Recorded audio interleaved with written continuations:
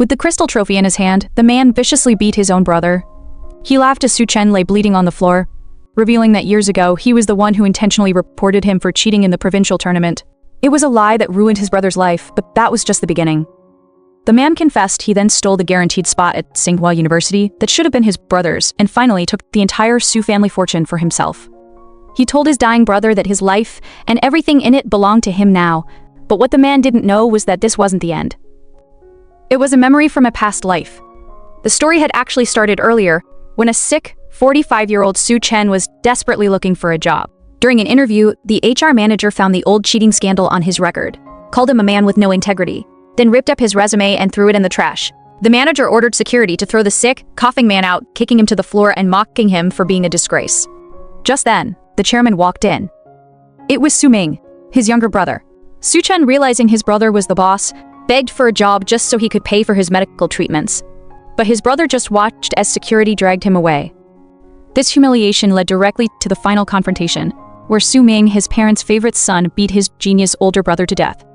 As Su Chen was dying, his parents arrived, but instead of helping him, they protected the murderer.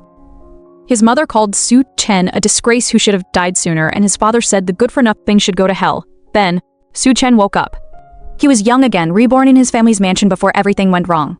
His family was already looking down on him, the worthless boy from the countryside. His mother demanded that he give his provincial championship and the guaranteed university spot to his younger brother. When Su Chen refused, his father called him a bastard and started whipping him with a belt. His mother screamed that she wished she had strangled him at birth for taking all the nutrients in the womb, leaving his younger brother weak. The younger brother then put on an act, pretending to defend Su Chen and begging his parents to stop, claiming it was all his fault. It was a lie to make him look like a saint, and Su Chen saw right through it. He had heard these exact words before. Fed up, he stood up and declared he was done. He grabbed a piece of paper, bit his own thumb, and wrote a declaration in his own blood. It said that from this day on, he was cutting all ties with the Su family. His debt to them was repaid, and they would no longer have any relationship. He threw the blood oath at their feet and walked out, leaving them all in stunned silence. After being brutally beaten and kicked out by his family, Su Chen was forced to live in a filthy garage. As he packed his few things, he threw the last family photo he owned into the trash. Just then his oldest sister Su Yan showed up. She thought he was a thief who had stolen her Cartier bracelet and was disgusted to find him living in such a mess. But then she found his report card, which had perfect scores in every science subject. This didn't make sense. She had always believed he was a failure who cheated his way to the top.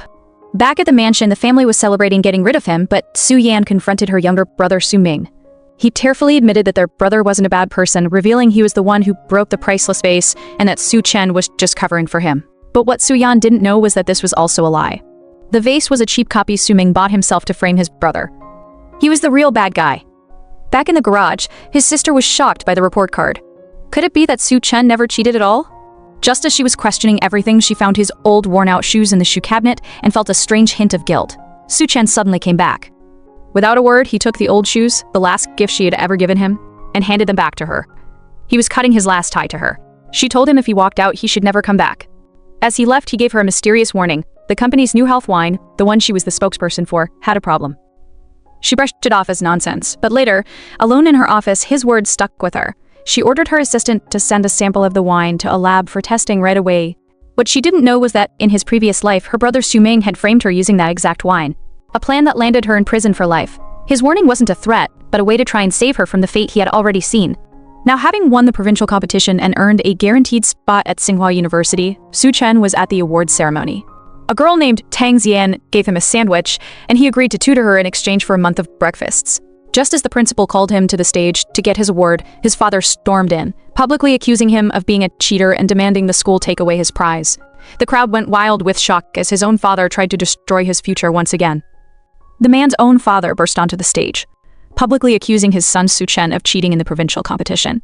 The boy's mother joined in, and the two demanded the school punish their son. His younger brother, Su Ming, faked his concern, pretending to defend him while hinting that he was guilty. The crowd turned against Su Chen, making fun of the so-called genius. The school principal had no choice but to deal with the accusations, explaining that the competition used a special unreleased B version test to prevent cheating. He challenged Su Chen to prove his innocence by taking the test again, live on stage. Su Chen announced that not only was he innocent, but he would get a perfect score, something even the test makers couldn't do. If he succeeded, he demanded that his family, who had framed and lied about him, be kicked out of the school. His father, sure that Suchen would fail, immediately agreed, promising that if he could get a perfect score, the entire family would crawl out of the school on their hands and knees. The boy sat down at a laptop as the test began, with his family and the entire school watching. His younger brother, however, looked nervous. In his previous life, Su Ming had framed his brother for cheating to steal his spot at Tsinghua University. Now, with his brother reborn and seeming to know about the plan, he could only watch as Suchen easily answered the complex physics problems. As the automated system graded the test, the loading bar spun. The crowd held its breath, and then the final score appeared. On stage, the screen flashed a score of 0, and in an instant, the boy's family called him a total joke. His father sneered that he must be dreaming of a perfect score, while his brother mocked him for cheating only to get a 0. But what they didn't know was the system was still calculating. As the score suddenly began to climb from 0, their looks started to change. His mother was shocked, wondering why the score was going up, when he was supposed to have gotten a 0. His father stared in disbelief, insisting it was completely impossible. In the next second, the score hit 100, and a loud alarm blared through the auditorium. It turned out the system had found a formula more advanced than the standard answer, flagging the boy as a once-in-a-millennium genius. The official who had just called him a disgrace was now screaming with excitement. Just then, his brother, who had tried to frame him, was left shaking in shock. The family that had publicly shamed him immediately changed their story. The father claimed it was all a misunderstanding, while the official rushed to apologize, promising to make things right for the boy. But the boy simply said he no longer saw them as his family and had already cut all ties. Desperate not to lose the guaranteed university spot, his mother forced her other son, Mingming, to take the same test. She insisted that since he had always been given the best resources, he could definitely do what Suchen did. But the official announced that if Mingming couldn't answer, he would be expelled for lying about his brother. Trapped, Mingming was dragged to the computer, his face pale with fear as he confessed he couldn't do it. After being publicly humiliated and kicked out, the boy's brother suddenly came up to him, pretending to apologize. He claimed it was all a misunderstanding and even brought a special herbal drink to help his brother recover. But what he didn't know was that the boy had been reborn. In his past life, his brother used this exact trick to poison him. Remembering the terrible pain, the boy accepted the drink, but just as his parents arrived to take his brother home, he forced the poisoned liquid right back down his throat.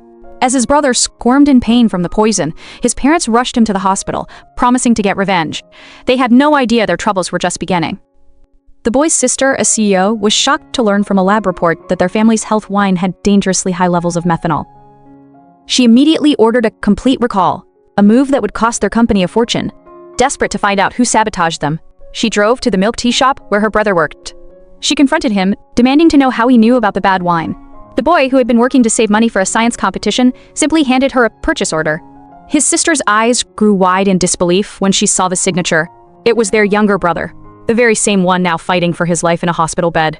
She had just gotten a frantic call from her mother, who was at the hospital with the supposedly dying boy Mingming. The woman grabbed her brother, demanding to know why he was so cruel. It turned out that the entire family had been fooled. Lying in the hospital bed, Mingming tearfully confessed to his parents that his older brother had not only stolen his sister's limited edition Cartier bracelet to pay off gambling debts, but had also smashed a priceless family heirloom, a blue and white porcelain vase. The furious parents, completely believing the manipulative boy, promised to make the older brother pay, with the mother immediately calling the police to have him arrested. Back in the cafe, the sister refused to listen to her brother's claims that he was being framed. She screamed that she almost believed his lies and demanded the manager fire him right away, threatening to report the shop for illegally hiring a student. Her brother calmly took off his apron, saying that he was an adult working legally, and that if she wanted to force him to back down with tricks like that, it was absolutely impossible.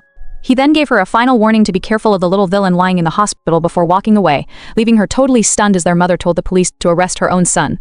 His entire family stormed into the school with the police, and his father roared for him to get on his knees and confess his crimes. But his oldest sister, at home, was starting to figure out the truth. All the accusations, from the broken vase to the stolen bracelet, had come from one person, their younger brother, Ming. What if it was all a lie? Her suspicion grew when she found out the home security footage had been completely erased. Realizing the evidence was gone, she immediately told her assistant to find a data recovery expert and to keep investigating a suspicious health wine incident. Back at school, the police found her brother Suchen helping a classmate with her college application. They told him he was a suspect in a major theft and gambling case reported by his own family. His classmate immediately defended him, insisting he would never steal, but it was too late.